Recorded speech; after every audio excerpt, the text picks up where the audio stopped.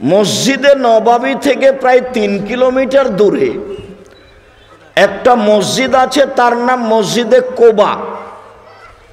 সেখানে কেউ যদি 2 রাকাত সালাত আদায় করে তো কাবা ঘরে উমরা করলে যত নেকি হয় তত নেকি হবে। মসজিদে নববী থেকে প্রায় 3 কিলোমিটার দূরে একটা মসজিদ আছে, তার নাম কোবা, কোবা মসজিদ। সবাই জানে চিনে, যারা ওই দেশে থাকে কাজ করে তারা জানে যে এখানে আছে কোবা মসজিদ, জায়গার নাম কোবা, তো মসজিদের নাম কোবা। তো কোবা মসজিদে কেউ যদি 2 রাকাত সালাত আদায় করে তাহলে সে কাবা ঘরে উমরা করলে যে নেকি পায় সে নেকি পাবে। মানে অনেক দামি ব্যাপার। তো এই এলাকাতে কিছু লোক ছিল, তারা পবিত্রতা অর্জন করত, পবিত্রতা অর্জন করা ভালোবাসত, তো আল্লাহও তাদের ভালোবাসতেন।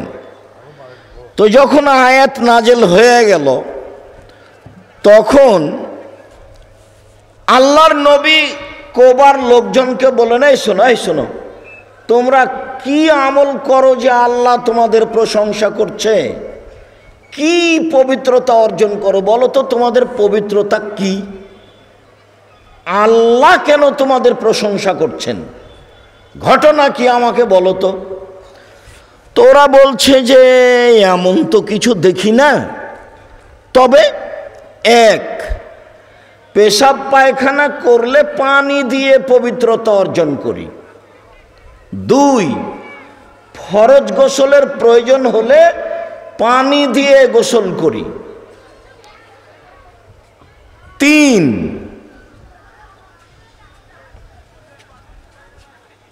অজু করে সালাত আদায় করি, তায়াম্মুম করি না সহজে। ও আচ্ছা আচ্ছা আচ্ছা, এই কারণে আল্লাহ তোমাদের পবিত্রতার প্রশংসা করছে। 1 পেশাব পায়খানার পরে পানি দিয়ে পবিত্রতা অর্জন করে, 2 ফরজ গোসল পানি দিয়ে করে, তায়াম্মুম করে শেষ করে না, 3 অজু করে সালাত আদায় করে, মানে এই কাজগুলিতে পানি ব্যবহার করে। তখন আল্লাহ খুশি হয়েছেন, ওরা পবিত্রতা ভালোবাসে আর আল্লাহ যারা পবিত্রতা অর্জন করেন তাদেরকে ভালোবাসেন। এই আয়াতে ভারত, বাংলাদেশ, পাকিস্তানের লোকেরা যেটা বুঝলো, 1 শ্রেণীর মানুষ, সেটা সাহাবীগণ বুঝেননি বা তারা সে আমল করেনি। তারা কি বুঝলো? তারা বুঝলো যে শোনো শোনো, পবিত্রতা মানে হলো এই যে আগে ঢেল টিস্যু পেপার নিতে হবে, 40 কদম হাঁটতে হবে, পায়ের উপরে পা উঠাতে হবে, খক খক করে কাশতে হবে, তাহলে হলো ভালো পবিত্রতা। তখন আল্লাহ বলবেন যে হ্যাঁ ঠিক হয়েছে, এবার ভালো হয়েছে। সহিহ হাদিসে আসলো, আয়াত যখন নাযিল হয়ে গেল, এই ছেলে বসো, আয়াত যখন নাযিল হয়ে গেল যে ওখানে কিছু লোক আছে, বলেন তো কোথায়? কোবায়, যারা পবিত্রতাকে ভালোবাসে। আর যারা পবিত্রতাকে ভালোবাসে আল্লাহ তাদের ভালোবাসেন। তখন আমাদের নবী কোবার লোককে বলেন, এই শোনো, এই কোবার লোকেরা, তোমরা কি করো গো যে আল্লাহ তোমাদের প্রশংসা করেন? আমরা তো কিছু করি না, কি পবিত্রতা অর্জন করি? হ্যাঁ, পেশাব পায়খানার পরে পানি ব্যবহার করে পবিত্রতা অর্জন করি, 1। 2 ফরজ গোসল পানি দিয়ে করি, 3 অজু করে পানি দিয়ে অজু করে সালাত আদায় করি। হ্যাঁ ঠিক, তোমাদের এই কারণেই আল্লাহ তাআলা প্রশংসা করছে। তো ভালো, হাদিসও সহি, আয়াতও সহি স্থানে আছে। ভারত, বাংলাদেশ, পাকিস্তানের এক শ্রেণীর মাওলানা বা সাধারণ জনগণ বুঝে নিল যে আরে পবিত্রতা এইটা নয়, পবিত্রতা হলো পেশাব করার পরে ঢেল টিস্যু পেপার নিতে হবে, 40 কদম হাঁটতে হবে, পায়ের উপরে পা উঠাতে হবে, খক খক করে কাশতে হবে, তারপরে পানি দিয়ে পবিত্রতা অর্জন করতে হবে, তখন হলো প্রশংসা। এমনটা আল্লাহ রাসূল করেননি, সাহাবীও করেননি, পৃথিবীর কোনো মানুষ করেননি। এর প্রমাণে দলিল পেশ করা যাবে না। 40 কদম হাঁটতে হবে বা দাঁড়িয়ে থাকতে হবে, পায়ের উপরে পা উঠাতে হবে। বিষয় যদি এমন হয় তাহলে মহিলা কি করবে? তাহলে কি মহিলাও ঢেল নিয়ে 40 কদম হাঁটবে? তাহলে মহিলাও কি পায়ের উপরে পা উঠাবে? ধর্ম পাগল হয়নি, ধর্ম রাজশাহী চাঁপাইনবাবগঞ্জের হাওয়াই লাড্ডু নয়। ভালো হিসাব, মুহাম্মদ সাল্লাল্লাহু আলাইহি সাল্লামের কাছে ফিরে যেতে হবে ধর্ম মানলে। পৃথিবীর কোনো মানুষের 5 পয়সা দাম নাই। মানুষ তো বহুদূরের কথা, বুজুর্গানের দিন তো বহুদূরের কথা। স্বয়ং ওমর রাদিয়াল্লাহু তাআলা আনহু যদি এই কথা বলেন তা বাতিল হবে। ওমর মানে কে? উমর, উমর মানে উমর যে রাস্তা দিয়ে হাঁটতেন সে রাস্তা দিয়ে শয়তান হাঁটতো না। আল্লাহ নবী নিজে বলছেন, বুখারী মুসলিমের হাদিস, উমর তুমি যে রাস্তা দিয়ে হাঁটো ও রাস্তা দিয়ে শয়তান হাঁটে না। অথচ উমর তাকে এক থাপ্পড় মারতে পারবেন এরকম ক্ষমতা উমরের ভিতরে নেই। ও তো ভিন্ন পদার্থের জিনিস, শয়তান ভিন্ন পদার্থের নয়, তাকে দেখা যায় না। তোমার তাকে মারবেন কি করে? উমর রাদিয়াল্লাহু তাআলা আনহু যদি কোনো কথা বলেন সেটা যদি রাসূলের না হয় তাহলে তা বাতিল হবে। পেশাব শেষে পানি দিয়ে পবিত্রতা অর্জন করুন। আব্দুর রাজ্জাক সাহেব ফোঁটা ফোঁটা পেশাব আসে যে মনে হলো আসলো না কি 20-40 ঘন্টা পরে যদি ঢেলটা ফেলেন তবুও মনে হবে যে আসলো নাকি। তার মানে সন্দেহ পড়ে গেছেন আপনি। শয়তান এখন খালি বারবার বলছে এই যে পেশাব এলো, এই যে পেশাব এলো, এই যে পেশাব এলো। মহিলাদেরকে আমি বলি যে স্বামীর সাথে সুন্দর করে সংসার করলে 2টা কাজ করবেন না। এক, অভিমান করবেন না। অভিমান মানে হ্যাঁ ঈদ বকরিতে তুমি একটা ভালো কাপড় কিনে দাও না। অভিমান মানে তুমি একটু এখান সেখানে, দিনাজপুরের এটা কি স্বপ্নপুরী বেড়াতে নিয়ে গেলে না। তো এরকম যখন অভিমান করবে মহিলা, যখন হবে না তখন শয়তানকে বলবে তোর স্বামী তোর কিছুই করেনি, তোর স্বামী তোর কিছুই করেনি। তাহলে তুমি জীবনে কিছুই করনি। শয়তান যা বলে বলে দিবে ওগুলো সব ও স্বামীর সামনে কি করবে? বলবে। শয়তান তার ভিতরে ওগুলো বলাই, তখনও বলে। আর প্রতিবাদ করা হবে না স্বামীর সামনে। হ্যাঁ তুমি এ কথা বললে কেন? তুমি আমার মাকে গালি দিলে কেন? আমার মা তোমাকে কি বলেছে সেটা তুমি এ কথা বললে কেন? কেন তুমি আমাকে কথা বলো? তোমার সংসারই করবো না, তালাক দিয়ে দাও তুমি। তখন শয়তানকে বলে দেখলি এই যে তোকে এইভাবে বললো, তোকে এইভাবে বললো, তোকে এইভাবে বললো। সারা দিন মহিলাকে তখন শয়তান কি করবে? খালি ঠেলে নিয়ে বেড়াবে, ঠেলে নিয়ে বেড়াবে। তখনও প্রতিবাদ করতেই থাকবে। দিয়ে দেখা যাবে একটু পরে, তখন বা 1 ঘন্টা পরে বা 2 দিন পরে স্বামী বলবে যা যা তালাক, তালাক, তোকে 100 তালাক দিলাম, তোকে 1000 তালাক দিলাম, যা। এগুলো শয়তানে করায়। এগুলো কে করায়? শয়তানে করায়। কত জায়গাতে যে কোরআন মাজিদে আল্লাহ বলছেন যে অন্যায়কে শয়তান ন্যায় করে দেখায়, খারাপকে শয়তান ভালো করে দেখায়। এটাই কাজ শয়তানের। যাইয়ানা, খারাপটাকে সুন্দর করে তোলে, খারাপটাকে সুন্দর করে তোলে। যার জন্য জীবনেও যেন কোনোদিন কোনো মহিলা স্বামীর সংসারে অভিমান না করে আর প্রতিবাদ না করে। এইভাবে বলবে তাহলে শয়তান সুযোগ পাবে না।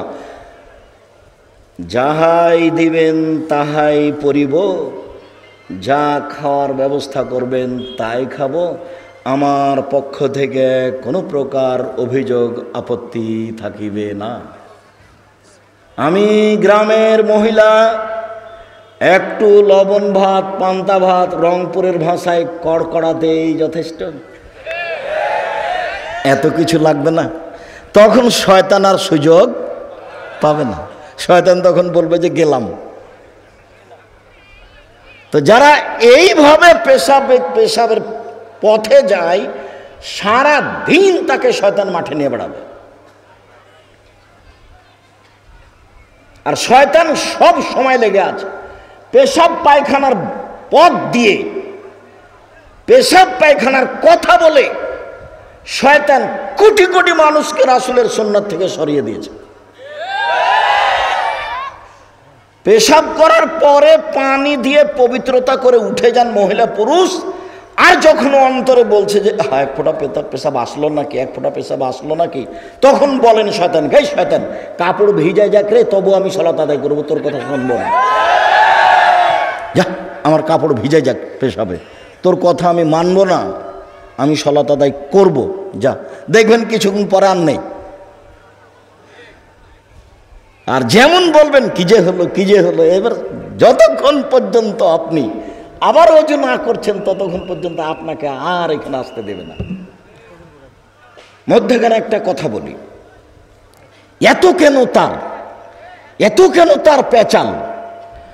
আল্লাহ যখন তাকে বললেন ইবলিস আদমকে মেনে নে, তখন বলল এটা হবে না, ও হলো আগুনের মাটির তৈরি, আমি হলাম এলা ওয়াক্তি মালুম, একটা সময় পর্যন্ত। তুই বললি কিয়ামত, আর আমি বললাম একটা সময়, ঠিক আছে, চাইলি দিয়ে দিলাম।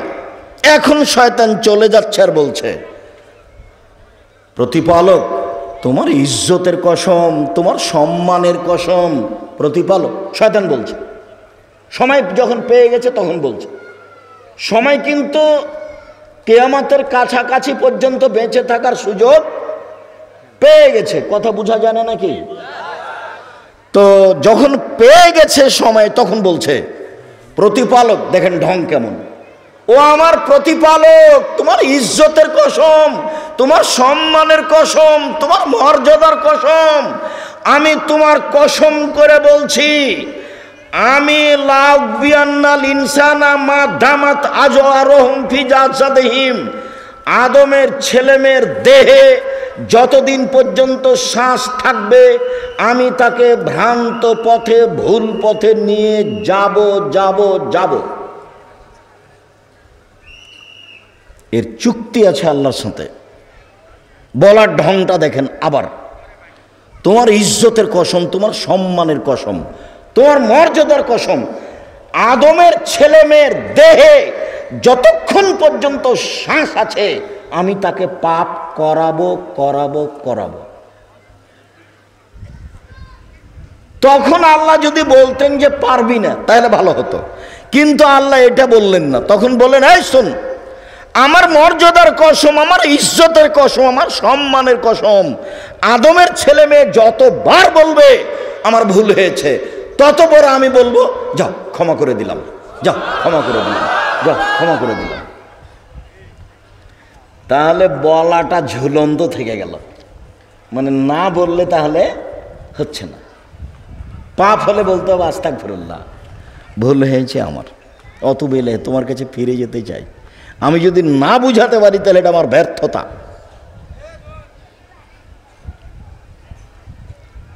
আল্লাহর সাথে চুক্তি করে বের হচ্ছে শয়তান, আমি ওকে ভুল পথে নিয়ে যাবই, মিনিটের মধ্যে আমি তাকে 100 তালাক দেওয়াবো বউকে। আপনি ভাবছেন জেনা খারাপ কাজ, জেনা খারাপ কাজ, জেনা খারাপ কাজ, তারপরে আপনি যাচ্ছেন, যখন জেনা হয়ে গেছে, কাজটা ভুলই হলো, কাজটা ভুল, তার আগে তো আপনি ফিরে আসতে পারলেন না। শতবার আব্দুর রাজ্জাক সাহেবের বক্তব্য শুনে কান ধরেছে, আর কোনো বড় মোবাইলে ল্যাংটা মেয়ে দেখবো না। একবারে কান ধরে কসম করে ঘুমাতে গেছে। তো ঘুমের পরে একটু বলছে দেখি, আবার একটু দেখি, তো আবার মোবাইল। শয়তানের ভিতরে আছে। যদি 40 ঘন্টা পরেও ঢেল টিস্যু পেপার ফেলে, তবুও শয়তান তাকে বলবে যে এই যে পেশাব আসলো, এই যে পেশাব আসলো, এই যে পেশাব আসলো। তো ওকে কিভাবে ঠেকাবো? বলবো যে আমি অজু করেছি ভালো করে, নবী যেভাবে বলেছেন, এখন আমার পেশাবে কাপড় ভিজে যাক, তুই সর এখান থেকে, আমি সালাত আদায় করবো, তারপরে কোনো কথা। তখনও থামবে। ইহুদির কাছে তার কোনো কাজ নেই, ওরা সবাই জাহান্নামে যাবে। খ্রিস্টানের কাছে তার কোনো কাজ নেই, ওরা সবাই জাহান্নামে যাবে। হিন্দুদের কাছে তার কোনো কাজ নাই, ওরা সবাই জাহান্নামে যাবে। যারা শিয়ে, যারা কাদিয়ানি, যারা মুরজিয়ে, যারা জাহামিয়ে, লাখো কোটি মুসলমান পৃথিবীতে, তারা জান্নাতে যাবে না। ওদের কাছে শয়তানের কোনো কাজ নেই। যারা বলছে কোরআন মাজিদ পড়বো, মাদ্রাসায় পড়বো, যারা বলছে 5 ওয়াক্ত সালাত আদায় করব, শয়তান এখানে, ওর কোনো জায়গা নাই, ঘুরে এখানে এসেছে। ওকে তো ওর জিদ বহাল করতে হলে হিন্দুর কাছে যাবে? ওর প্রয়োজন আছে ওকে জাহান্নামে নিয়ে যাওয়ার? ও তো গেছে। খ্রিস্টানের কাছে যাবেও? ও তো গেছে। ইহুদির কাছে যাবে? যাবে না। আবু মালিক আশআরী রাদিয়াল্লাহু তাআলা আনহু, এই ছেলেরা, এই যারা তোমরা একটু চলাচল করছো, দেখো তো এই যে 2-1 হাঁটছো, যে মোটরসাইকেলটা স্টার্ট দিয়ে তুমি যাই, তুমি একটু দেখো না, তোমার চোখে একটু আসে না? এই মুরব্বী যারা আপনারা দায়িত্ব আছেন, যারা দায়িত্ব আছে, তাদের পরিবর্তন করে দেন, ওদের দিয়ে হবে না। ওদের এখান থেকে পাহারা দিতে হবে, এখান থেকে পাহারা দিতে হবে। সম্মানিত দ্বীনী ভাই বোন, আবু মালিক আশআরী রাদিয়াল্লাহু তাআলা আনহু বলেন, আত-তাহুরু শাতরুল ঈমান, পবিত্রতা অর্ধেক ঈমান। এই ছেলে, এদিকে খেয়াল করো, পবিত্রতা অর্ধেক ঈমান, ওযু অর্ধেক ঈমান, পবিত্রতা অর্ধেক ঈমান। তোমার গায়ের কাপড়টা ময়লা হয়ে আছে, তোমার কাছে পবিত্রতা নেই। তোমার মা তোমার ছোট ভাইয়ের, ছোট বোনের কাপড়গুলো পরিষ্কার করে দেয় না, তোমার মা উপযুক্ত মা নয়, ও পবিত্রতা বুঝে না। ওযু হলো অর্ধেক ঈমান। তো সালাত, সিয়াম, যাকাত, কোরআন তেলাওয়াত, তাসবিহ, তাহলিল, দান সব মিলে হলো অর্ধেক, আর ওযু হলো অর্ধেক। তাহলে কি সাধারণ জিনিস হলো? দুনিয়াতে যত ইবাদত আছে সব একদিকে থাকলো অর্ধেকে, আর ওযু থাকলো অর্ধেকে। হাদিস বুখারী মুসলিম। তারপরে বলছেন, সুবহানাল্লাহি ওয়া আলহামদুলিল্লাহি ইয়ামলাআনে মা বাইনাস সামাওয়াতি ওয়াল আরজ। মানুষ যদি মুখে সুবহানাল্লাহ, আলহামদুলিল্লাহ বলে, তাহলে আকাশ জমিনের মধ্যে যে ফাঁকাটা আছে নেকিতে পূর্ণ হয়ে যাবে। আল্লাহ দিবেন, তার রহমতের অভাব নেই। যার কারণে দোকানে বসে আড্ডা পিটা হবে না, দোকানে বসে কারো বদনাম গীবাত করা হবে না। আপনি এশার সালাত আদায় করে মাথায় টুপি দিয়ে দোকানে বসে আর একজনের বদনাম করেন, আর ওইদিকে টিভিতে ল্যাংটা মেয়ে নাচে, এটা আপনার কেমনে শোভা পায়? এটা আপনার কি করে হতে পারে? আপনি একজন ভালো মানুষ, নিজেকে বলুন তো দেখি, আমি ভালো মানুষ? এই ছেলেরা, তোমরা যারা বড় মোবাইলে দিন রাত ল্যাংটা মেয়েকে দেখছো জেনা অবস্থায়, তুমি কি বলতে পারো আমি শিক্ষিত ছেলে? তুমি কি বলতে পারো যে সমাজের দায়িত্ব আমি পালন করবই, সমাজ গড়বই, দেশ গড়বই, জাতি গড়বই?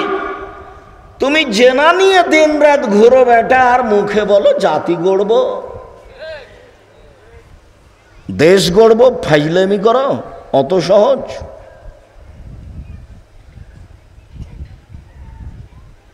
মৌলানা আব্দুর রহিম সব সার্টিফিকেট জ্বালিয়ে দিয়েছিলেন, দিয়ে মাঠে নেমেছিলেন, বলে কোনো চাকরি নাই, তুমি ওই মোবাইল ফেলে দাও, দিয়ে বাকি কাজ করো, পড়ো ভালো করে, লিখো ভালো করে, চিন্তা ভাবনা করো, এক পর্যায়ে চলে যাও।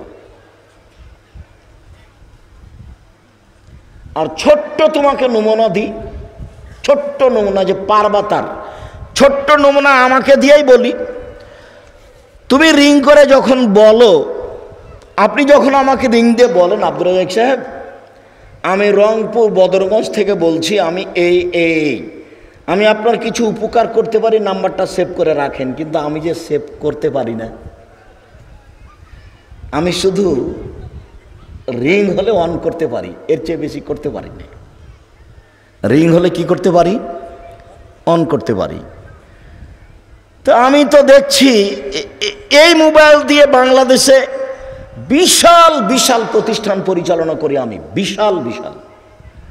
যেটা আপনাদের বাড়ির পাশে আছে দিনাজপুরে তেঘরায়, ওটা 20 বিঘা জমির উপরে, 20 বিঘা জমির উপরে দেখেছেন। আর যেটার রূপগঞ্জ নারায়ণগঞ্জে আছে সেটা প্রায় 100 বিঘা জমির উপরে, প্রায়। যেটা রাজশাহীতে আছে, সামনে বৃহস্পতিবার শুক্রবার সম্মেলন রাজশাহীতে, ওর বক্তার বক্তৃতা দিতে আসছেন মদিনা বিশ্ববিদ্যালয় থেকে 5 জন। আর দেশের যারা বড় বড় বিদ্বান আছে তারা আছেন। আর বিষয় হলো মুহাম্মদ সাল্লাল্লাহু আলাইহি সাল্লামের জীবনী, পুরো জীবনী তুলে ধরা হবে। এক একটা অংশ এক একজন বলবেন, কেউ কাউকে উঠাতেও পাবে না, নামাতেও পাবে না, কারো প্রশংসা নাই, কারো বদনামও নেই।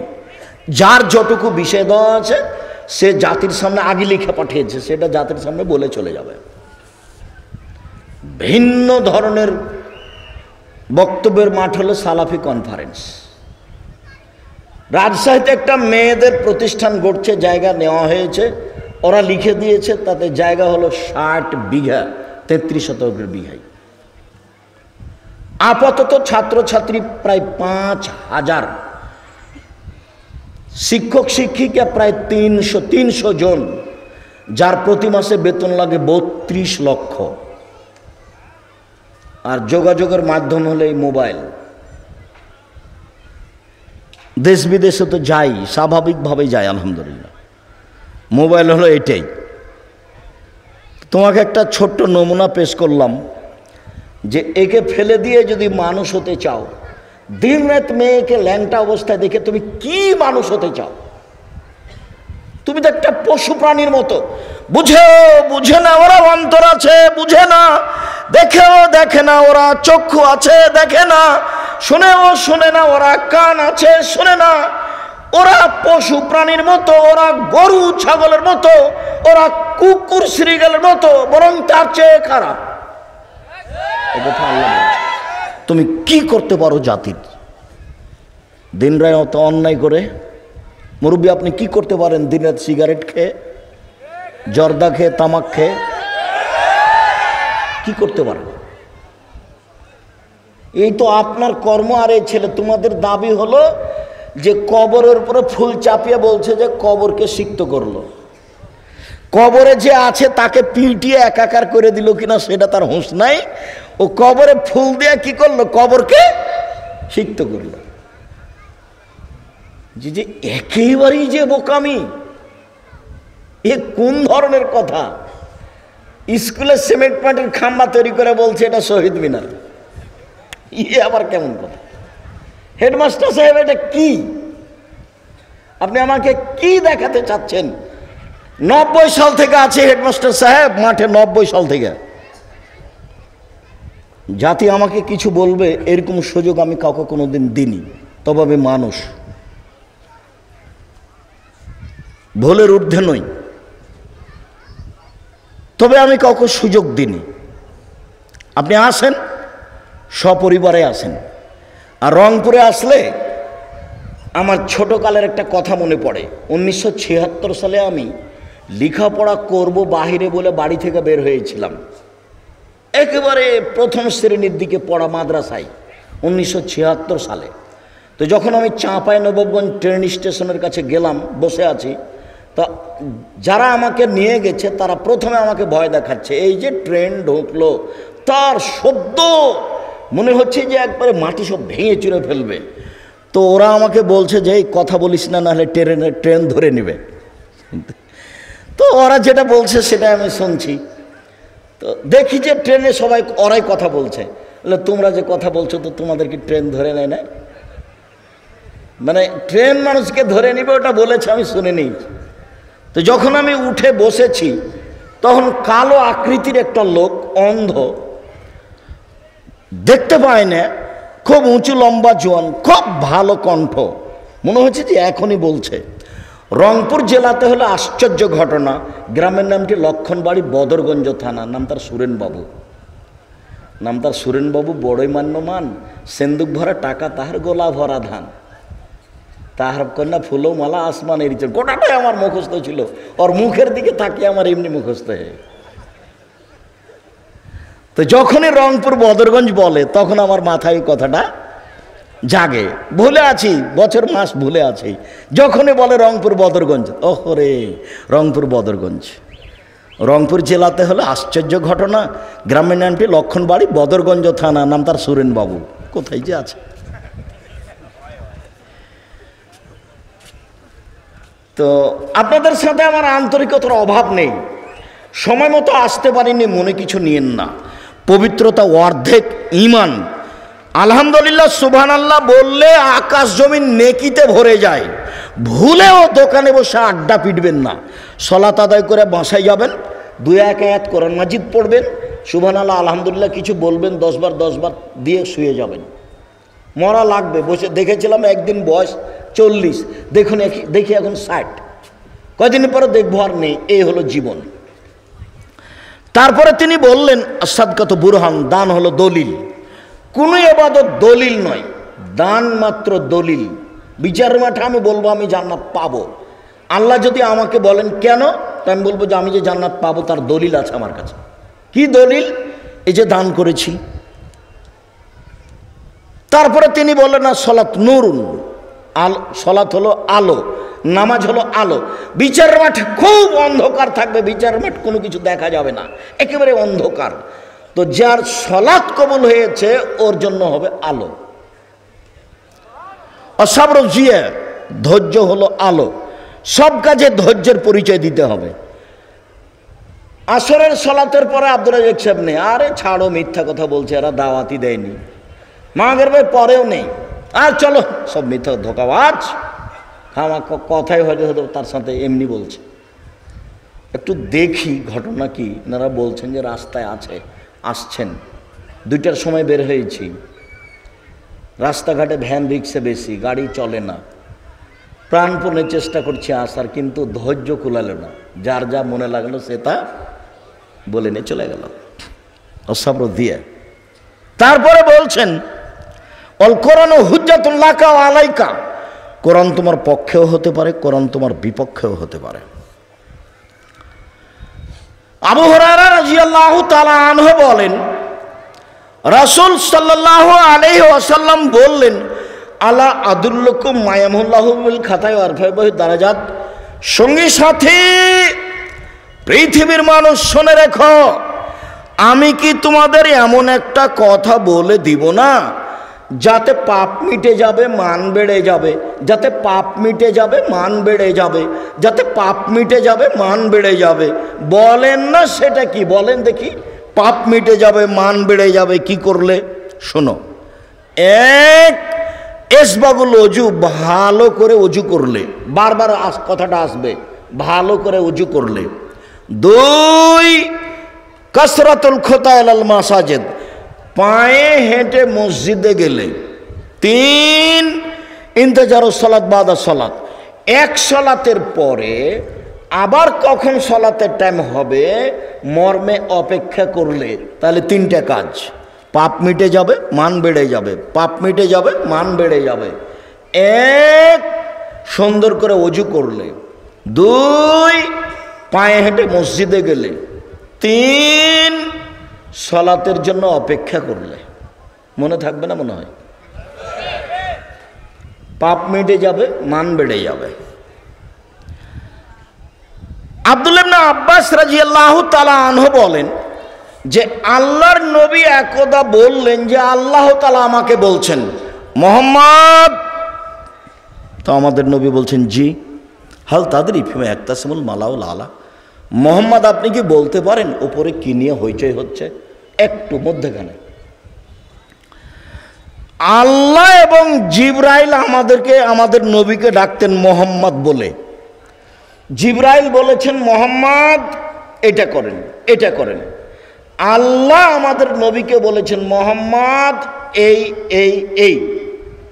তা আল্লাহ আমাদের নবীর কি নামে ডেকেছেন? মুহাম্মদ।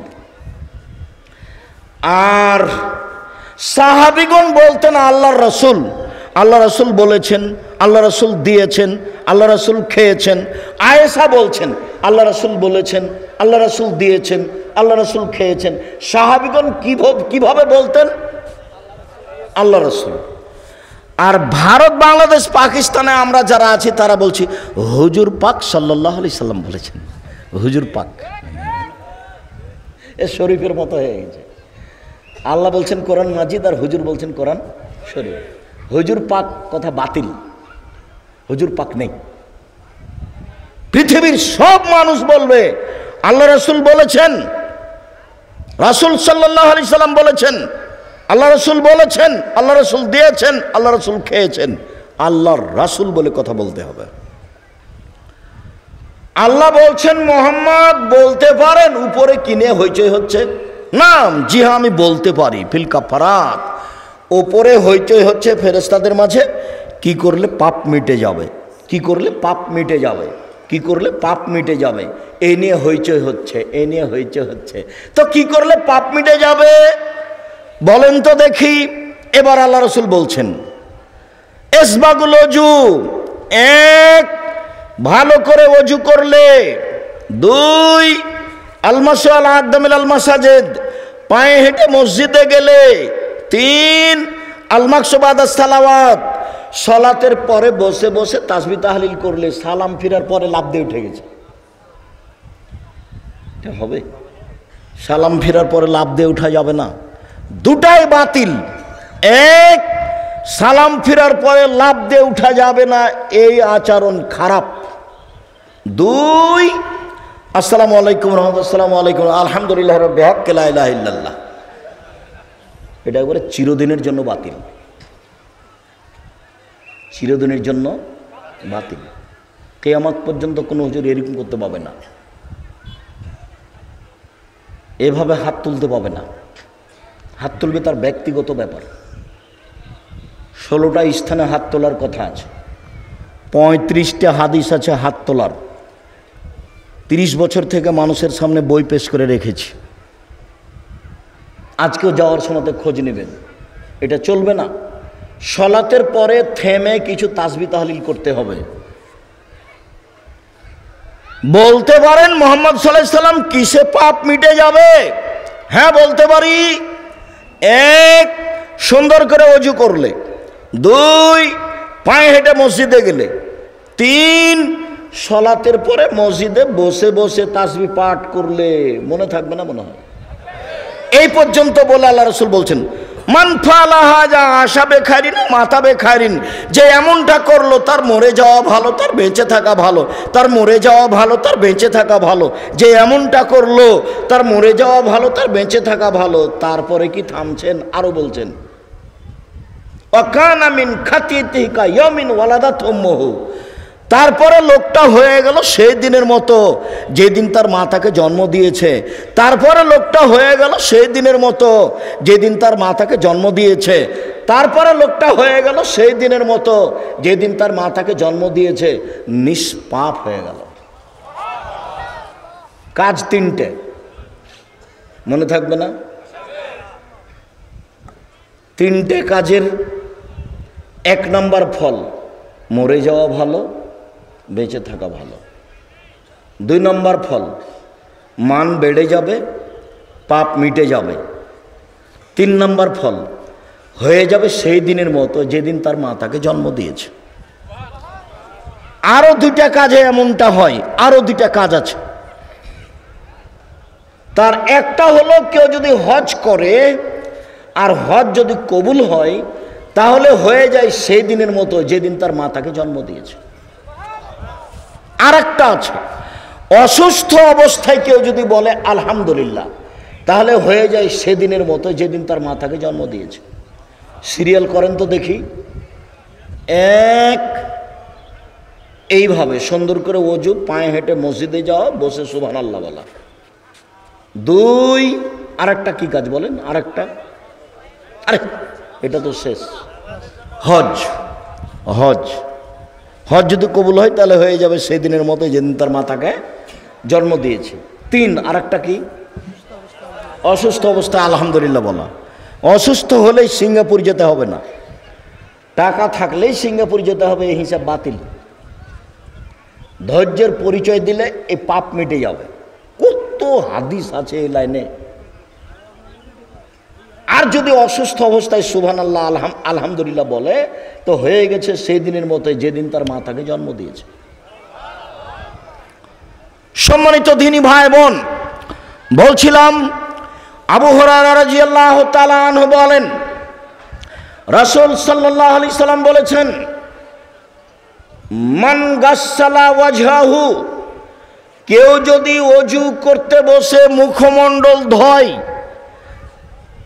খারাজা মিন ওয়াজহিহি কুল্লু খাতিয়া, মুখের যা পাপ আছে সব ঝরে যাবে। দুই চক্ষু দিয়ে যা পাপ করেছে সব পাপ মিটে যাবে। দুই কানে যা পাপ করেছে সব পাপ মিটে যাবে। দুই কানে ইয়ারফোন লাগা আছে, ইন্ডিয়ার গান চলছে, কানে জেনা হচ্ছে। আল্লাহ নবী বলছেন, দুই চোখের জেনা হচ্ছে চোখ দিয়ে দেখা, দুই কানের জেনা হচ্ছে কান দিয়ে শোনা, হাতের জেনা হচ্ছে হাত দিয়ে ধরা, পায়ের জেনা হচ্ছে এই পথে চলা, অন্তরের জেনা হচ্ছে পরিকল্পনা করা, জিহ্বার জেনা হচ্ছে মুখে কথা বলা। এগুলো সব জেনার মাধ্যম। হাদিস বুখারী মুসলিম। আল্লাহর নবী বলেন, অজু করতে লেগে কেউ যদি মুখমণ্ডল ধয় তাহলে কানে চোখের মাধ্যমে চা পাপ হয়েছে সব ঝরে যাবে পানির মাধ্যমে এবং শেষ ফোঁটার মাধ্যমে।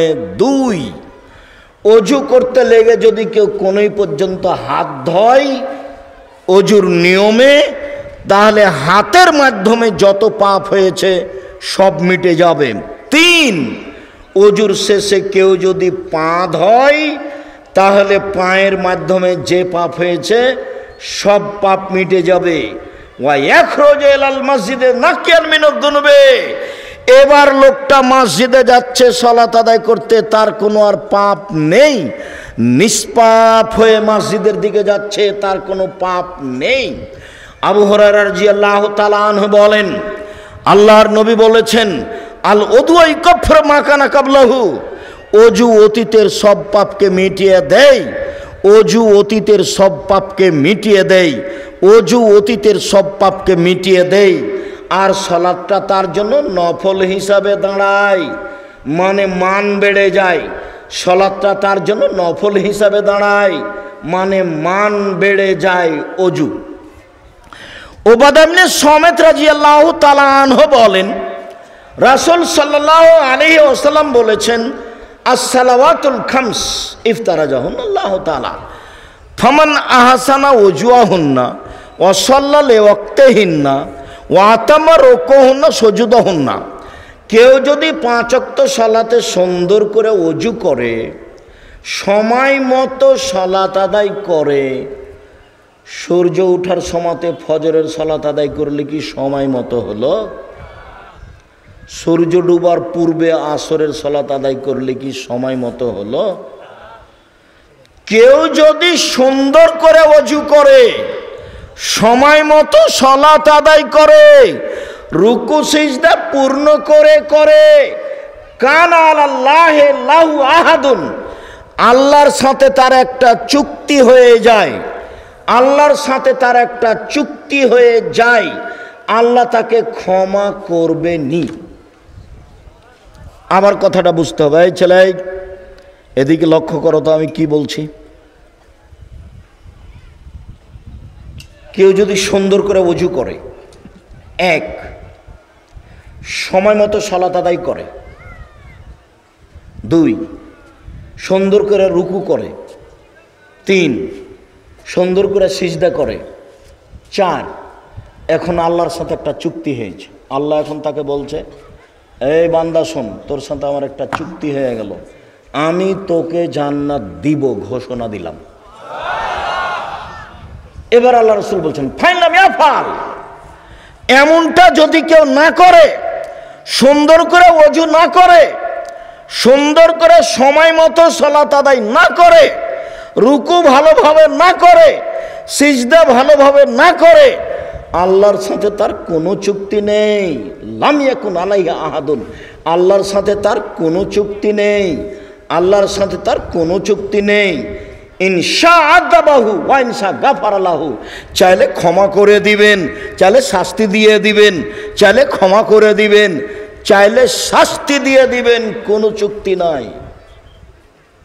মনে থাকবে না যে মনে হয়। সুন্দর করে ওযু, সময় মতো সালাত, সুন্দর করে রুকু, সুন্দর করে সিজদা। এবার আমার সাথে চুক্তি হয়েছে কার? আল্লাহর। আমাকে উনি কি দিবেন? কিসের চুক্তি হলো? জান্নাত দিবেন। যারা এমনটা করে না তার সাথে চুক্তি হয়নি। আল্লাহ চাইলে এখন কি করবেন? ক্ষমা করে দিবেন, চাইলে শাস্তি দিবেন। বলছিলাম ওযু, খুব খেয়াল করে থাকবেন। ওযু একটি ভিন্ন ধরনের ব্যতিক্রম ইবাদত। ওযু একটি ভিন্ন ধরনের ব্যতিক্রম ইবাদত। রাসূল সাল্লাল্লাহু আলাইহি ওয়াসাল্লাম যা বলেন, মুকবিলান আলাইহিমা বিকালবি ওয়াজহি, মনে প্রাণে ভয় ভীতি নিয়ে 2 রাকাত সালাত আদায় করে, ওয়াজাবাত লাহুল জান্নাহ, সে জান্নাতে যাবেই।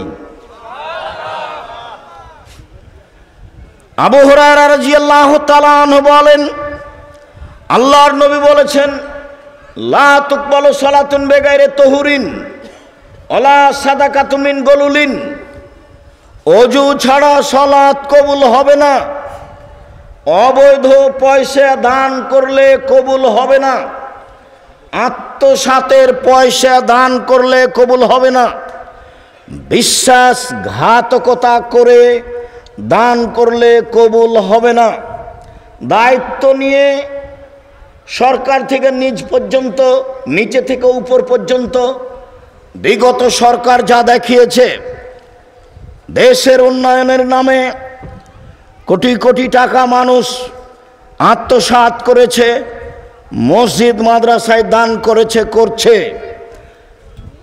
এই সব পয়সা আল্লাহর দরবারে কবুল হবে না।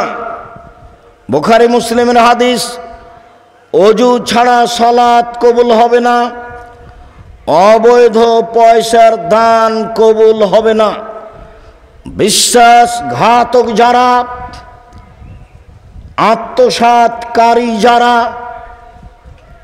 গাদ্দার যারা, তাদের দান কবুল হবে না। মনে রাখা ভালো হবে, আত্মসাৎ করে থাকে মসজিদের সভাপতি, মাদ্রাসার সভাপতি, স্কুল কলেজের প্রিন্সিপাল, বিশ্ববিদ্যালয়ের vice chancellor, chairman, member, MP, মন্ত্রী, যারা রাস্তাঘাট তৈরি করব বলে কন্ট্রাক্ট নিয়ে থাকে, যারা বড় বড় ব্যবসায়ী মালিকের অধীনে ব্যবসা করে, সেলসম্যান হিসাবে থাকে, আত্মসাৎ এরাই করে। এদের মাধ্যমে আত্মসাৎ হয়ে থাকে।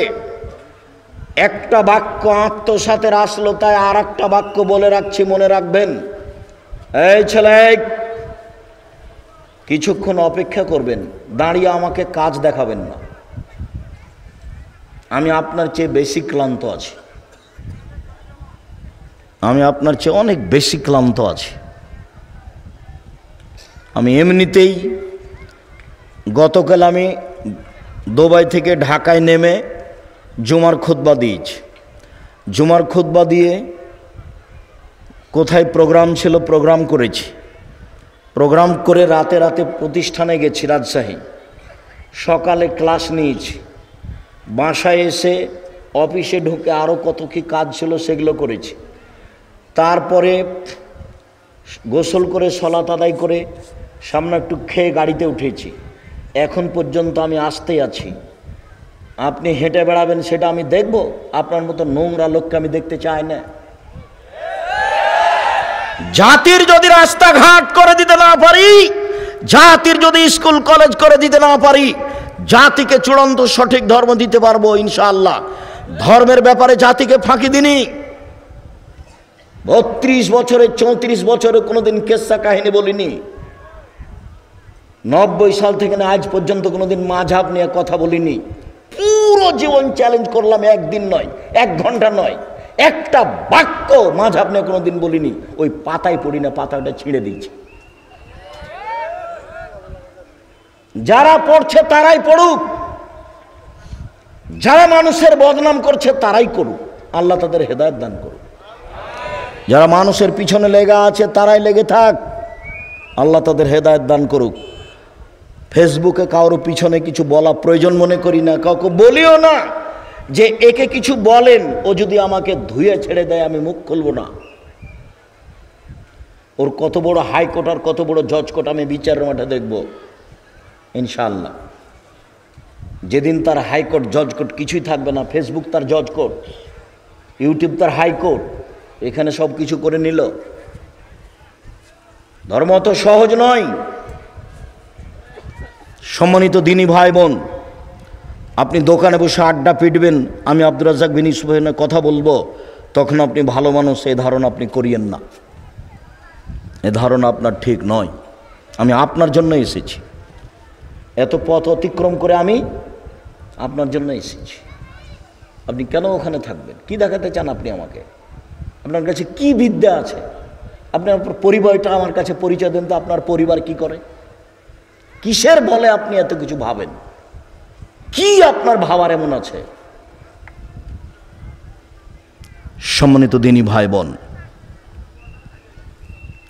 আদি ইবনে উমায়রা বলছেন যে আল্লাহর নবী বললেন, মানিস্তা মালনাহু আলা আমালিন মিনকুম, পৃথিবীর মানুষ শোনো, আমি তোমাদের যাকে বেতন দিয়ে কাজ দিই, শিক্ষক হোক, প্রিন্সিপাল হোক, সভাপতি হোক, যে কোনো লোক যে কোনো জায়গাতে বেতন পায়, তাকে আমি কাজ দিয়েছি, ফাক্কাতামা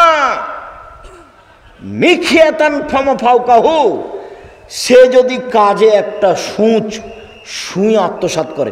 সুঁচ বুঝেন আপনারা? সুঁচ আত্মসাৎ করে। সুঁচ তো কথা নয়, মানে ছোট থেকে ছোট, ক্ষুদ্র থেকে ক্ষুদ্র, কম থেকে কম, 1 টাকা 50 পয়সা, একটা গম, একখান টিন, একটা বস্তা, একটা কম্বল, একখান ইট, 1 টাকা।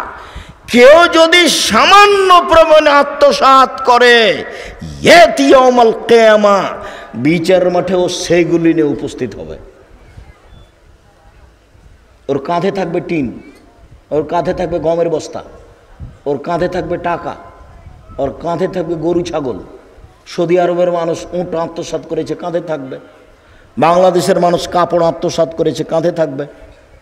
টিন আত্মসাৎ করেছে, কাঁধে থাকবে। জমি জোর করে দখল করেছে, জমির নিচ থেকে খুঁড়ে তাকে খুঁড়িতে বাধ্য করা হবে, উঠে কাঁধে তুলে দেওয়া হবে। এগুলো নিয়েও ঘুরবে।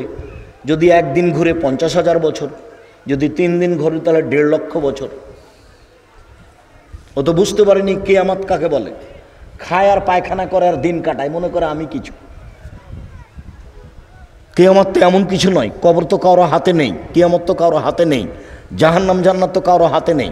আল্লাহগুলো সব নিজের হাতে রেখে দিয়েছে। কেন এই কথাটা আসলো? এই বিষয়ে বিস্তারিত দেখতে চাইলে যে এদেরকে বলতে হবে, ইউটিউবে পাওয়া যাবে আত্মসাৎ। সরকার যখন দেশ ছেড়ে চলে গেল এইভাবে, তখন প্রথম বক্তব্য ছিল মসজিদে জুলুম। প্রথম বক্তব্য কি ছিল? জুলুম। তারপরের বক্তব্য ছিল আত্মসাৎ। তারপরের বক্তব্য ছিল ছবি মূর্তি। বাড়িতে গিয়ে আপনার ছেলে যে পটটা, পায়খানার পটটা আছে, ওটা ঘোড়ার আকারে আছে, ওটা ভেঙে দিতে হবে আজকেই। আয়েশা রাদিয়াল্লাহু তাআলা আনহা বলেন, আল্লাহর নবী বাড়িতে ঢুকে ভেঙে দেওয়া যাবে এমন কিছু রেখে দিতেন না, ভেঙে দিতেন। আয়েশা রাদিয়াল্লাহু তাআলা আনহা বলেন, আল্লাহর নবী বাড়িতে ঢুকে এমন কিছু রাখতেন না যেটা ছিঁড়ে ফেলা যাবে, কাপড় চোপড় সেগুলো ছিঁড়ে ফেলে দিতেন। তোমার শুধু স্কুলের ছবিটা, পাসপোর্ট সাইজের ছবিটা ব্যতীত তোমার বাড়িতে আর কোনো প্রকার ছবি মূর্তি থাকবে না, না তোমার বাপের, না তোমার মায়ের, না তোমার বন্ধুর, না তোমার বান্ধবীর, না অ্যালবামে, না বাড়িতে একটাও রাখা হবে না। রাখলে তুমি মুনাফেক, তুমি আমার বক্তব্য শুনে মুনাফেকি করেছো। তোমার মা ও তো অবুঝ মহিলা, তোমার নানা বিবাহ দিয়েছে, স্বামীর কাছে গেছে, সেই বাচ্চা হয়ে গেছে। কিসের মা? মা কাকে বলে? ও জানে মা কাকে বলে? এই ছেলে, এদিকে খেয়াল করো, আগে তোমার মাকে দেখাই মা কাকে বলে, তারপর আবার ফিরে আসছে এখানে ইনশাআল্লাহ। মা হলে চারটে জিনিস লাগে। মা হলে কটা জিনিস লাগে? চারটা জিনিস লাগে। জাবের বলছেন যে রাসূলের সাথে যুদ্ধ করে আমরা বাড়িতে আসছি, তো মদিনায় ঢুকবো। তা আল্লাহ রাসূল বলেন, এই থামো থামো থামো, রাতে এখানে থাকবো, সকালে বাড়িতে যাব। তো আমি জাবের বললাম, আল্লাহর নবী, আমি নতুন বিবাহ করেছি, আমাকে বাড়ি যেতে দেন। তো আল্লাহ রাসূল বলছেন, হো তুমি নতুন বিবাহ করেছো? তুমি কুমারী মেয়ে বিবাহ করেছো না তালাক প্রাপ্তা মেয়ে বিবাহ করেছো? তো জাবের বললেন, আল্লাহ রাসূল, আমি তালাক প্রাপ্তা মেয়ে বিবাহ করেছি। তো রাসূল সাল্লাল্লাহু আলাইহি ওয়াসাল্লাম বলেন, আচ্ছা জাবের, তুমি কুমারী মেয়ে কেন বিবাহ করলে না? তুমি তার সাথে খেলতো, তোমার সাথে খেলতো, তুমি তার সাথে খেলতো, তোমার সাথে খেলতো। তখন জাবের রাদিয়াল্লাহু আনহু বলছেন, আল্লাহর নবী, আমার বাপ ওহিদের যুদ্ধে শহীদ হয়েছেন, আমার পিতা ওহুদের যুদ্ধে শহীদ হয়েছেন 9 জন মেয়ে রেখে। কয়জন? 9 জন মেয়ে রেখে। আকরাহ আন উজাব্বেজা মিসলাহুন্না, আমার বোনদের সমবয়সের মেয়ে আমি বিবাহ করা পছন্দ করিনি 4টা কারণে। আমার বোনদের সমবয়সের মেয়েকে বিবাহ করা পছন্দ করিনি 4টা কারণে। আমার বোনদের সমবয়সের মেয়েকে বিবাহ করা পছন্দ করিনি 4টা কারণে। এক, লে তুয়াল্লেমাহুন্না, তালাক প্রাপ্তা বুদ্ধিমতী বড় মেয়ে বিবাহ করেছি যাতে করে আমার বোনদেরকে বিদ্যা শিখাতে পারে। 2, তুয়াদ্দেবাহুন্না, যাতে করে আমার স্ত্রী আমার বোনদেরকে শিষ্টাচার শিখাতে পারে। এই ছেলে, তোমার মায়ের কাছে এখানে একটু কথা বলি। তোমার মা প্লেট কিনেছে, তাতে আছে চিংড়ি মাছ, প্লেটের নিচে আছে সব চিংড়ি মাছ। বলো তো তোমার মা কি শিষ্টাচার জানে? তোমার মা একটা তরকারির বাটি কিনেছে, সে হলো ওটা হলো কাতল মাছ। তোমার মা একটা আয়না নিয়েছে, আয়নাটা হলো রুই মাছ। তোমার মা তোমার ছোট বোনের ছোট ভাইয়ের জন্য কাপড় কিনেছে, সবই কার্টনে পূর্ণ। কথা বোঝা যায় না মনে হয়? এ মা নয়, এ জানে না মা কাকে বলে। আমাদের বাড়িতে তো কার্টনের জামাটা হয় ফিরিয়ে দেওয়া হবে, না হয় কার্টনটা খুলে দেওয়া হবে, না হয় কাপড়টা জ্বালিয়ে দেওয়া হবে। হয় কাপড়টা ফিরিয়ে দেওয়া হবে, না হয় কটনটা তুলে ফেলা হবে, না হয় সেটা জ্বালিয়ে দেওয়া হবে। এটা তো আমাদের বাসায় থাকতে পারে না। তোমাদের বাসাতে কার্টন পূর্ণ কাপড় তোমার গায়ে এখনই আছে। তোমার মা শিষ্টাচার জানে, কে বলেছে? তোমার নানা তোমার মায়ের বিবাহ দিয়েছে, ও স্বামীর কাছে গেছে, তাই বাচ্চা হয়েছে, সেই জন্য মা। মা কাকে বলে তার জানা নাই। এক, বাচ্চাকে বিদ্যা শিখাতে হবে, তার নাম মা। 2, বাচ্চাকে শিষ্টাচার শিখাতে হবে, তার নাম মা। 3, বাচ্চাকে সাজগোজ করে পরিপাটি করে ঝকঝক করে রাখতে হবে, তার নাম মা। তুরাজ্জেলাহুন্না, আমি বেশি বয়সের মেয়ে বিবাহ করেছি তালাক প্রাপ্তা, যাতে করে আমার বোনদের মাথার চুল সাজগোজ করে চিরুনি করে সুন্দর করে রাখতে পারে। তোমার মা মানে ছোট প্যান্টটা টাকনোর নিচে আছে, এটা পরাতে পারে না, প্যান্টটা কেটে ছোট করবে, তার নাম মা।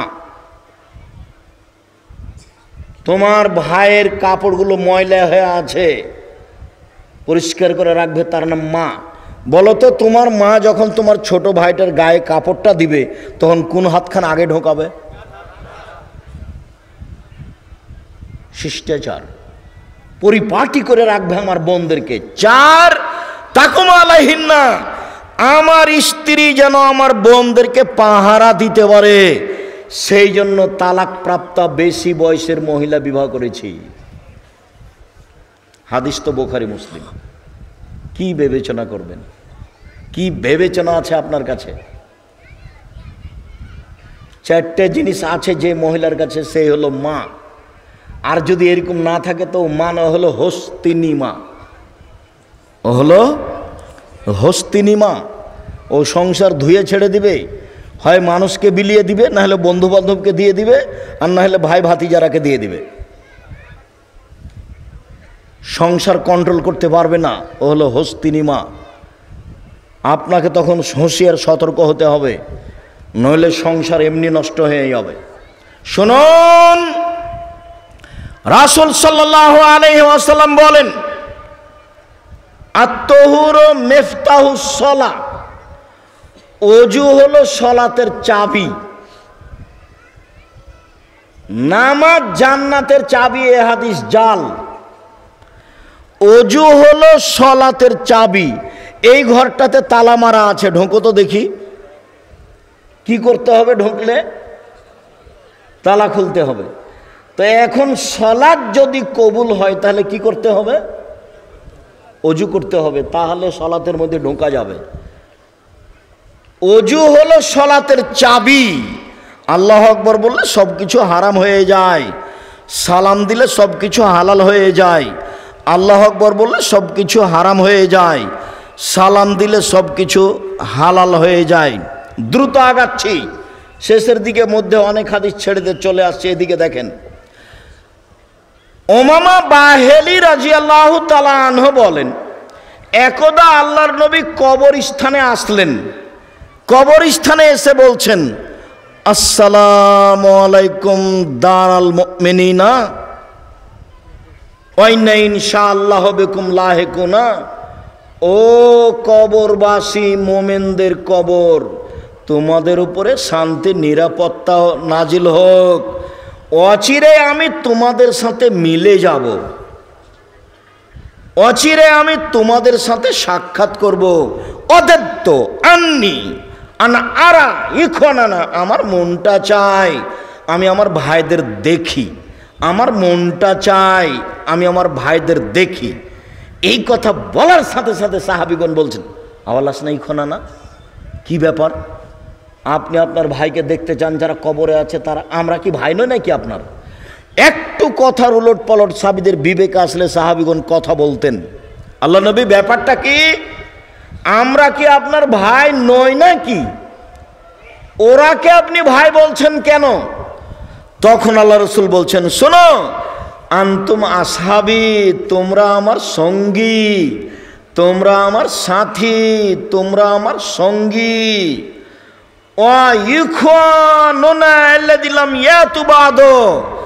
আমার ভাই যারা এখন পর্যন্ত আসেনি, আমার ভাই ওরা যারা এখন পর্যন্ত আসেনি, আমার ভাই ওরা যারা এখনো দুনিয়ায় আসেনি, মানে আমরা। তখন একজন সাহাবী বলছেন, কাইফা তারিফ, আপনি আমাদের কিভাবে চিনবেন? কিভাবে চিনবেন যারা আসেনি তারা আপনার ভাই, এটা কিভাবে চিনবেন? তখন আল্লাহ রাসূল বলছেন, শোনো, তোমার মতামত কি? একটা লোকের যদি ঘোড়া থাকে, কপাল সাদা, হাঁটু সাদা, লাল, কপাল সাদা, হাঁটু সাদা, পা সাদা, হাজার হাজার একেবারে বিকট কালো উটের মাঝে, ঘোড়ার মাঝে, সব ঘোড়াগুলি কালো, আর একটা আছে সাদা লাল, মালিককে এটা চিনতে পারবে? জি হ্যাঁ, চিনতে পারবে, খুব চিনতে পারবে। শোনো, ইন্না উম্মতি ইয়াতুনা ইয়াউমাল কিয়ামা বিআসারি সুজুদে গুরান মুহাজ্জালিনা, আমার উম্মত বিচার মাঠে আসবে যখন তখন ওজুর জায়গাগুলি চকমক চকমক করবে, আমি দেখে চিনে নিব। আমার উম্মত যখন বিচারের মাঠে আসবে তখন তাদের ওজুর জায়গাগুলি চকমক চকমক করবে, আমি দেখে চিনে নিব। অলাইসা আহাদুন, পৃথিবীতে আর কারো এমন হবে না, মানে অতীতে যত নবী গেছেন কারো উম্মত এরকম হবে না। ওজুর চিহ্ন। সুবহানাল্লাহ। বারা ইবনে আযিব রাদিয়াল্লাহু তাআলা আনহু বলেন, রাসূল সাল্লাল্লাহু আলাইহি সাল্লাম একদা বললেন, শোনো, আনা আউয়ালু মাইউজানা লিসসুজুদে, আমি প্রথম ব্যক্তি যাকে বিচারের মাঠে সিজদা করতে বলা হবে। আনা আউয়ালু মাই ইউমারা ইয়ারফারাসাহু, আমি প্রথম ব্যক্তি যাকে সিজদা থেকে মাথা উঠাতে বলা হবে। আমি যখন সিজদায় পড়ে যাব বিচারের মাঠে, আমি প্রথম ব্যক্তি, তখন আল্লাহ আমাকে বলবেন মাথা উঠান, যাহাই বলিবেন তাহাই শুনিব, যাহাই বলিবেন তাহাই শুনিব, যা চাইবেন তাই দিব, যে কথা বলবেন সেটা গ্রহণ করব, মাথা উঠান। মাথা উঠিয়ে আমি দেখব, আমার উম্মতকে চিনে নিব। সামনে যেমন চিনব, ডানে তেমন চিনব, বামে তেমন চিনব, পিছনে তেমন চিনব। সাহাবী বললেন, কাইফা তারিফ, কিভাবে চিনবেন? মিন উম্মাতে নূহ ইলা উম্মাতিক, নূহ আলাইহিস সালাম থেকে নিয়ে এখন পর্যন্ত কত মানুষ এসেছে, কত মানুষ আছে, কত মানুষ আসবে, আপনি কিভাবে চিনবেন? তখন তিনি বললেন, ইন্না উম্মতি ইয়াতুনা ইয়াউমাল কিয়ামা গুরান মুহাজ্জালিনা মিন আসারিল উজুয়ে, বিচারের মাঠে আমার উম্মত আসবে অজুর জায়গাগুলি চকমকে অবস্থায়। 1 2 ওয়া ইউতা উম্মতি আমালাহুম বিল আইমান, আমার উম্মতকে ডান হাতে খাতা দেওয়া হবে, দেখে চিনে নিব, এমনটা কারো হবে না। 3 তাসা বাইনাহুম যুরিয়াতুহুম, আমার উম্মতের যারা ছোট ছোট ছেলে মেয়ে মারা গেছে বাপের মায়ের সামনে তারা ছুটাছুটি করবে, এইটা দেখে চিনে নিব এগুলি আমার উম্মত। 1 ওজুর চিহ্ন দেখে। 2 ডান হাতে আমল নামা দেখে। 3 আমার উম্মতের ছেলে মেয়েরা যেগুলো ছোট অবস্থায় মারা গেছে ওরা তাদের সামনে ছুটাছুটি করবে, এইটা দেখে আমি চিনে নেব এগুলি আমার উম্মত। এই জন্য ছেলে মেয়ে বেশি নিতে হবে, ছেলে মেয়ে কম নিলে ইহকালে লস, ছেলে মেয়ে কম নিলে পরকালে লস। ছেলে মেয়ে কম নিলে ইহকালে লস, মানে একটাই ছেলে তো একটা টাকা ইনকাম করবে, আর ছেলে যদি 5টা হয়, একটা লন্ডনে, একটা আমেরিকা, একটা ঢাকা, একটা চট্টগ্রামে, তো চট্টগ্রামের বলছে আম্মা আপনি এখানে চলে আসেন, আম্মা আপনি এখানে আসেন, তো ঢাকা বলছে ওখানে যাবে কেন রে, ঢাকা আসবে আমার কাছে থাকবে। তো লন্ডনওয়ালা বলছে তোরা কি পেয়েছিস, আম্মা আমার কাছে আসবে। তার সম্মান দেখছেন? আর একটা ছেলে দুনিয়ার শয়তান, বলছে মাকে বলছে তুই বের হয়ে যা, তোকে বাড়িতে রাখবো না। ছেলে বলছে ছেলে মেয়ে বেশি হলে পরকালে লাভ। কিভাবে? যেগুলো ছেলে মেয়ে মারা গেছে সেগুলো আপনার আগে থাকবে। 1 2 হলে যতক্ষণ পর্যন্ত আপনার জান্নাত ঘোষণা না হয়েছে ততক্ষণ পর্যন্ত ওই ছেলে মেয়ে আপনার কাছ থেকে যাবে না। 3 মেয়ে যদি 2টাই হয়, লালন পালনে 2টাই মেয়ে, তাহলে বাপ আর মেয়ে, বাপ আর আল্লাহর নবী একসাথে জান্নাতে এভাবে থাকবেন। এই 2টা আঙ্গুল দেখালেন এবং জমা করে দেখালেন। এই ছেলে শোনো, ভাইজান আপনি শুনেন, মুরব্বি একটু খেয়াল করেন। আল্লাহ নবী বলছেন কেউ যদি ইয়াতিমের লালন পালন করে, ইয়াতিম, তাহলে ওই লোকটা যে ইয়াতিমের লালন পালন করেছে সে আর আমি মুহাম্মদ সাল্লাল্লাহু আলাইহি সাল্লাম জান্নাতে থাকবো একসাথে, তবে একটু ফাঁকা।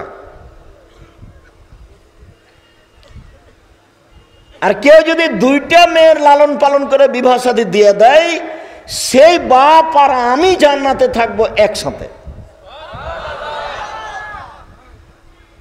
কথাটা বলতে না বলতে আর একটা কথা এসে মাথায় ঢুকলো, সেটা বলি, না হলে মানাচ্ছে না।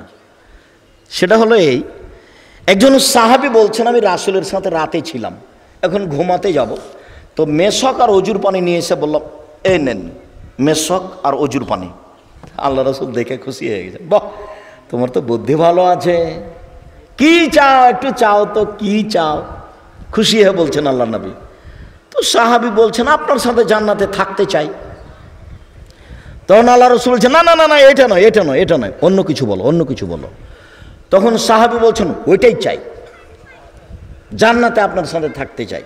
তখন আল্লাহ রাসূল বলছেন, আইনি আলা বেকাসরাতি সুজুদ, আমি এমনি পারবো না যে, তাহলে তুমি আমাকে সাহায্য করো, রাতে তাহাজ্জুদ পড়ো, রাতে তাহাজ্জুদ না পড়ে কেউ আমার সাথে জান্নাতে থাকবে এটা হবে না।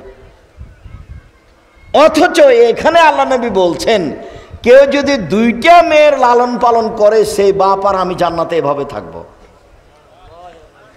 আর এতিমের লালন পালন করলে জান্নাতে এভাবে থাকবো। জান্নাতে থাকার একটা পথ, দুইটা মেয়ে। এবার মেয়ের কথাটা এখানে শেষ করি। আল্লাহ নবী বলছেন, কেউ যদি তিনটা মেয়ে লালন পালন করে, শিষ্টাচার শিখিয়ে দেয়, বিদ্যা শিখিয়ে দেয়, তাহলে বিচারের মাঠে ওইদিকে থাকবে জাহান্নাম আর এইদিকে থাকবে বাপ, আর মেয়ে তিনটা হবে কুন্নাল্লাহু সিতরান মিনান নার, জাহান্নামে না যাওয়ার জন্য অন্তরাল, মধ্যে থাকবে তিনটা মেয়ে। ওদিকে কি আছে? জাহান্নাম, আর এদিকে কি আছে? পিতে, আর মধ্যে আছে তিনটা মেয়ে। তার আগে ফায়সালা হোক যে আমার বাপ জান্নাতে যাবে, তারপরে সরব, তাছাড়া নয়। এর নাম মেয়ে। একটা মেয়ে হয়েছে তো মনটা একটু খারাপ, দুইটা মেয়ে হয়েছে তো মায়েরও মন খারাপ, নানিরও খারাপ, চাচিরও খারাপ, সবারই, ফুপুরাও খারাপ। দাদি বলছে, কি করবি কি করবি, একটা ডিপিএস খোল, একটা কি করবি, কেমন করে বিবাহ দিবি, ডিপিএস করে একটা, দাদি বলছে। আর তিনটে যদি হয় তখন বলছে বউ তালাক দিতে হবে। তোমারই তো স্বভাব খারাপ, তুমি তো আল্লাহকে কিছু বলো না, তোমার তো হিসাব নাই, তোমার বউ এতে কি দায়ী হলো? হ্যাঁ, এ কি মগের মূল্য? এগুলো কি কারো ব্যক্তিগত ব্যাপার? তুমি তোমার বউয়ের উপরে মন খারাপ করো কেন? তিনটা মেয়ে যদি কেউ লালন পালন করে, মনে রেখো ভুলে যায়ও না ভাইজান, আপনি ভুলবেন না। এ দেখেন, তিনটা মেয়ে লালন পালন হলে এরকম হবে। ওইদিকে আছে জাহান্নাম, এদিকে আছে তার পিতা, মধ্যে আছে তিনটা মেয়ে। 10টা ছেলেকে মাস্টার ডিগ্রি পাস করিয়ে সর্বোচ্চ বিদ্যান করে দিলে আপনার 1 পয়সা লাভের কথা আল্লাহ নবী বলেননি। তো পড়াবেন কেন? জন্ম দিয়েছেন এই জন্য। জন্ম দিলে নাম রাখতে হবে কেন? জন্ম দিয়েছেন এই জন্য। 7 দিনের দিন আকিকা দিবেন কেন? জন্ম দিয়েছেন এই জন্য। খাতনা দিবেন কেন? মুসলমানি খাতনা বুঝেন আপনারা? খাতনা দিবেন কেন? জন্ম দিয়েছেন এই জন্য। পড়াবেন কেন? জন্ম দিয়েছেন এই জন্য। ওটা আল্লাহ রাসূল চাপিয়ে দিয়েছে আপনার উপরে, এগুলো সব আপনাকে করতে হবে। 14 দিনে আকিকা দেওয়া যায় না, 21 দিনে আকিকা দেওয়া যায় না, জীবনে একদিন দেওয়া যায় না, এগুলোর সাথে কোনো সম্পর্ক নেই। 7 দিনের দিনই দিতে হবে আকিকা। ছাগল আধা মরা হোক, না হয় কান কাটা হোক, খালি জানটা থাকলেই হবে। আর যখন কুরবানি, তখন তরু তাজা, শিং আছে কি না, দাঁত আছে কি না, মোটা তাজা কি না, দেখতে সুন্দর কি না, ওটা ছিল নেকির ব্যাপার। এটা হলো যে বাপের জিম্মেদারি, ওটা ছিল নেকির ব্যাপার। টাকা থাকলে করবে, আর এটা টাকা না থাকলে যদি ভিক্ষা করে খায় তবুও করতে হবে। আকিকা বাপকে ভিক্ষা করে খেলো দিতে হবে, বুঝেননি কথা? এটা বাপের জিম্মেদারি। সারাদিন ভিক্ষা করবে, ভিক্ষা করে 5-7 টা 1000 টাকা করে, না হলে কার কাছে কর্জ নিয়ে বাজারে গিয়ে একটা কানা ছাগল কিনবে, কানা ন্যাংরা, না হলে একটা ভেড়া, ভেড়া বুঝেন আপনারা? ভেড়া কিনবেন। 7 দিনের দিন বাপকে আকিকা দিতেই হবে, যে কোনো মূল্যে দিতে হবে। 7 দিনের দিন বাচ্চার মাথা নেড়ে করতে হবে, ডাক্তার যা বলেছে বলেছে। 7 দিনের দিন বাচ্চার নাম রাখতে হবে, চুল সম পরিমাণ হিসাব করে রূপা ফকির মিসকিনকে রূপা মূল্য টাকা দান করে দিতে হবে। 7 দিনের দিন আঁকিকে দিতে হবে। দিন শুরু হয় সূর্য ডুবলেই পরের দিন, সূর্য যতক্ষণ ডুবেনি ততক্ষণ আগের দিন। আরে আজ হলো কি বার? শনিবার। তা আগামীকাল কি? রবিবার। তো রবিবার শুরু হয়েছে কখন থেকে বলেন তো? সূর্য ডোবার পর থেকে। আরবি এটা হিসাব। তো এখন রাতে যদি বাচ্চা জন্ম নেয় তো রবিবার, সন্ধ্যায় জন্ম নেয় তো রবিবার, 12টায় জন্ম নেয় তো রবিবার, সারাদিন রবিবারে, সারাদিন রবিবার।